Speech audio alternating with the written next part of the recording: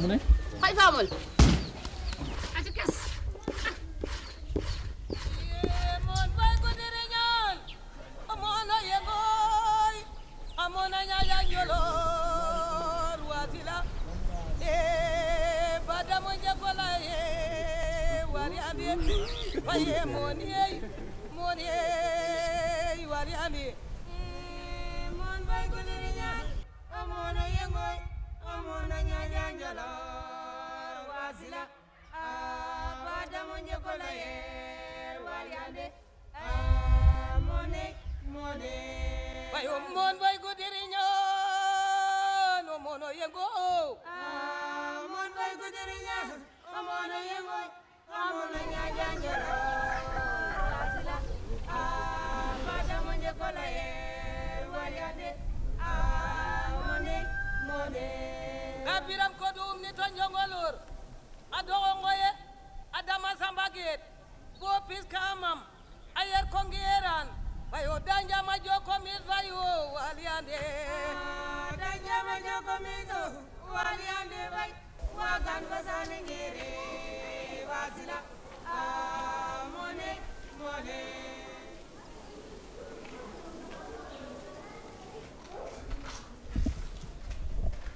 Bonjour les enfants, ça va? Bonjour. Ça va? Bonjour maman. Ça va? Ça se passe bien? Ça va? Oui, ça va. Ça c'est qui? Qui peut me dire qui est là? Et à nous régler?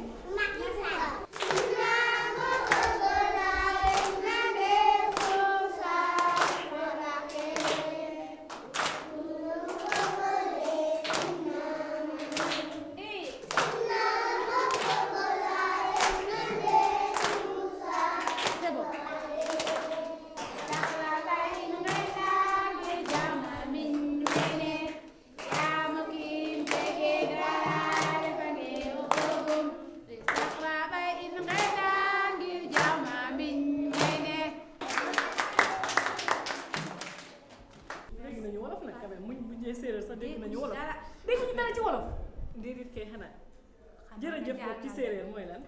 jokko njaat jokko njaat. aca ala num jokko njaat jokko njaat.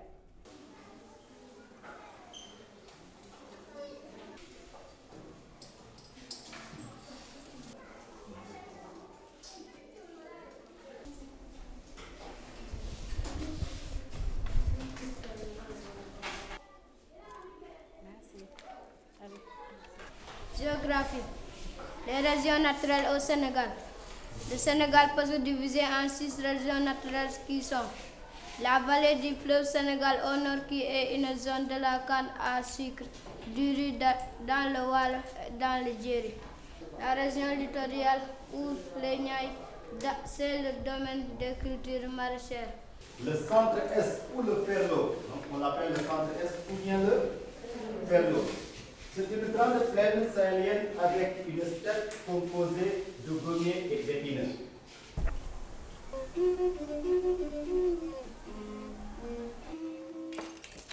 Je ne viens pas. Mais tu essaies de toucher.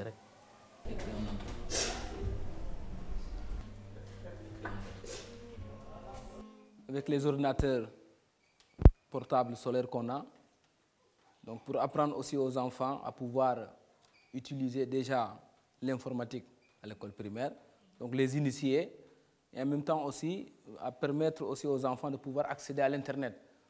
Au moins que les enfants puissent s'ouvrir un peu pour savoir ce qui se fait ailleurs et permettre aussi aux maîtres de l'école de faire des recherches, pour vraiment augmenter leur pédagogie. C'est des ordinateurs qui ont en même temps une plaque solaire au-dessus, donc qui permet, même s'il n'y a pas d'électricité, qu'on puisse mettre au soleil, et ça nous permet aussi d'avoir les charges. Donc ça a un changement parce que ça leur permet de s'habituer déjà, de pouvoir aussi écrire quelque chose, de le garder. Et à la prochaine fois aussi de demander une chose, d'aller revenir le chercher et savoir, ça je veux le chercher, je peux le trouver quelque part. Et en même temps aussi, on invite la population aussi, s'il y a des gens qui sont intéressés, de pouvoir passer à la bibliothèque pendant 5 minutes, de se connecter quelque part et de rentrer vraiment dans la globalité du monde.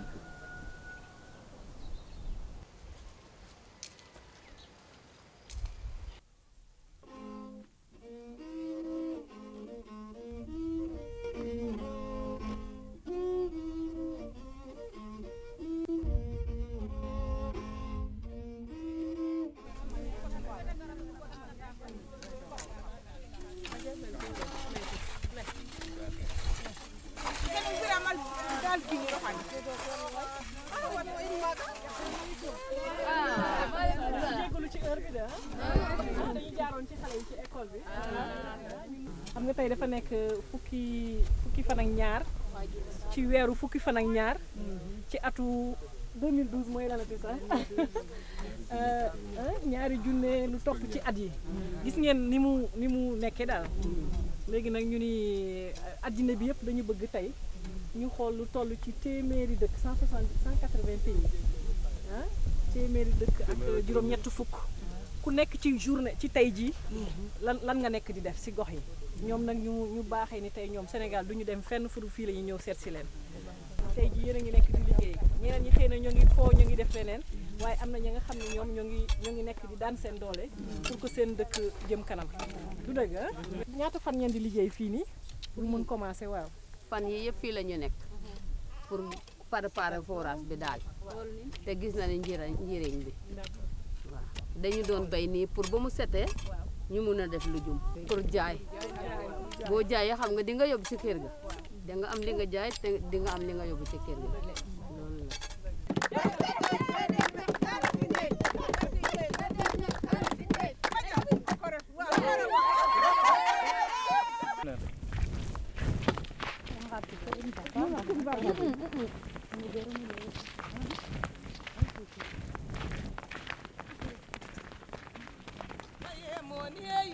Moni wali ami mon bay gudirinya amona yengoy amona nyajanjala wasila abada monje kolaye wali ande amone.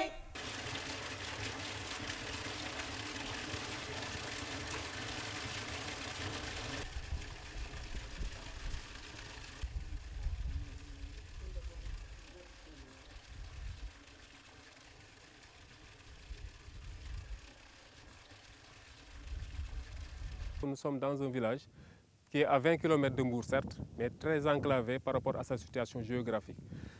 Par rapport au manque de moyens de transport, les gens ont du mal à se ravitailler en nourriture, précisément en viande et en poisson. C'est pourquoi on a pensé à introduire ici, dans le village, la pisciculture. D'où l'élevage de tilapia qu'on a introduit dans le bassin qui est derrière nous. Et on a exemple, un double bénéfice par rapport à l'élevage de ces poissons. Les villageois sont très actifs dans le domaine du maraîchage et que cette eau qui est dans le bassin sera utilisée pour l'arrosage de les activités maraîchères. Et les poissons sont dedans et ils font leur déjection dedans et l'eau en même temps sera donc très riche en carbone et qui est une matière très bénéfique exemple, pour les plants. Et c'est cette eau qui sera utilisée pour l'arrosage de ces maraîchages. Et les poissons qui sont dans le bassin, arrivés en temps T, seront récoltés pour assurer l'autosuffisance alimentaire et effectivement pour compenser ce manque de poissons qu'on peut noter dans le village de Makomel. L'agence est appuyée par le PNUDFEM, qui est un partenaire très considérable, vraiment qui nous appuie sur vraiment tous nos villages.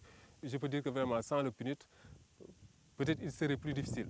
Mais quand même, avec l'appui du PNUD, on croit que, exemple, pour atteindre les 14 000 villages, ce ne sera pas trop difficile comme on le pensait. Groupement ne daal fi ñeen fukki jigéen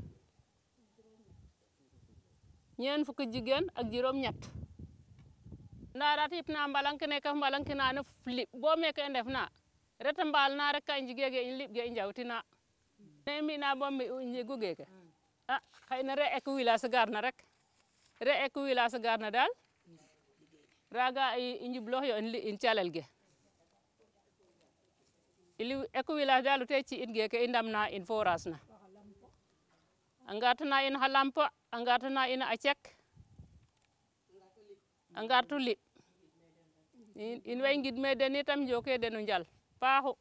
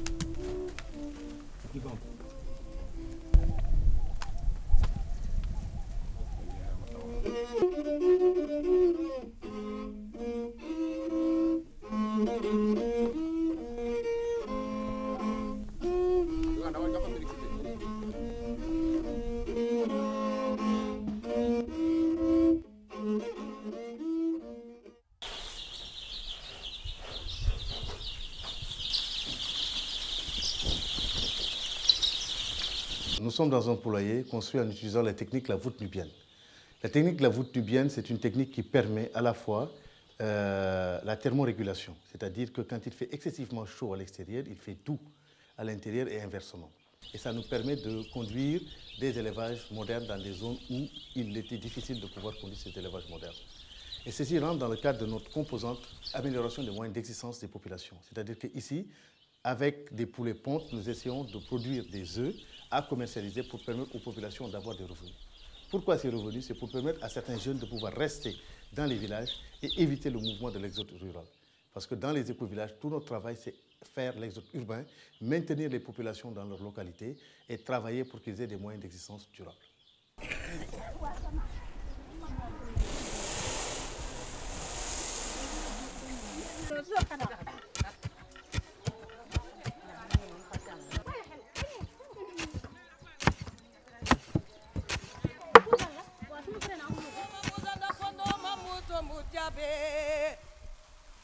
Andoma muzanda kondoma muto mujabe. Andoma muzanda kondoma muto mujabe. Nda danya majoko mizo waliande. Danya majoko mizo waliande vai. Wagan vasalingere wasila. Money, money.